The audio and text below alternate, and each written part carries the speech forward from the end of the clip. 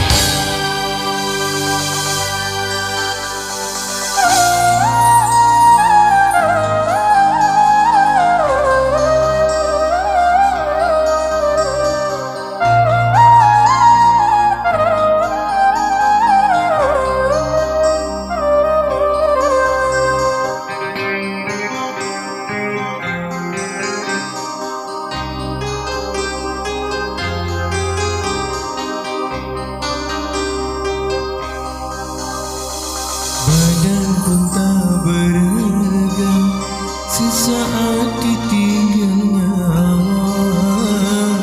Anak istri tercinta tak sudi lagi bersama. Secepatnya jasa dipandang,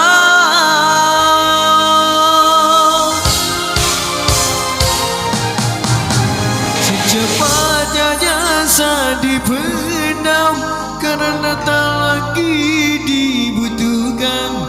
Diri yang semula dipuja kini bagai tak berguna.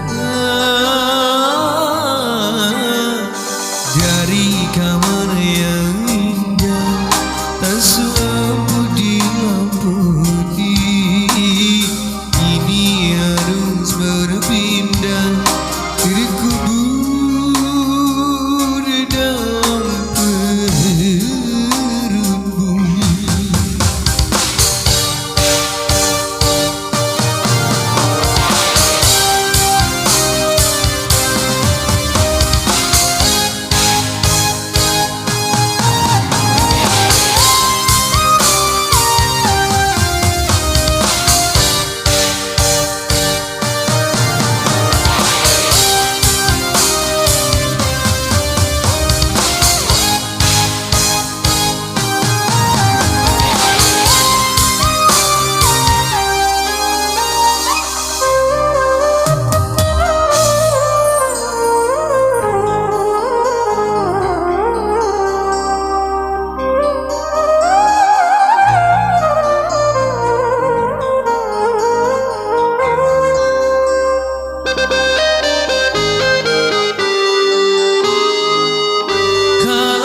Selama ini diberias karena masih tak bermata bermandi cahaya.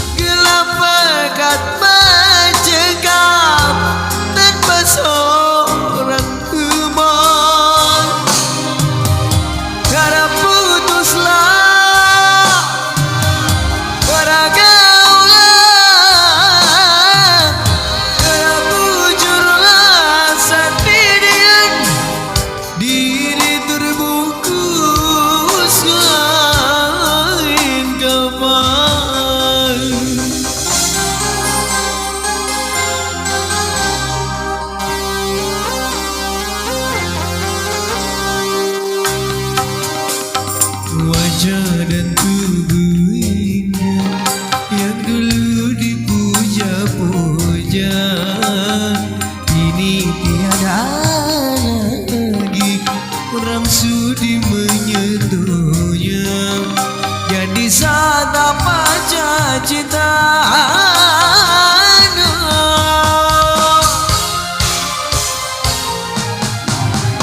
jadi saat pacar cinta sampai tersisa kerangka Begitulah suratan pada ke bumi dikembalikan.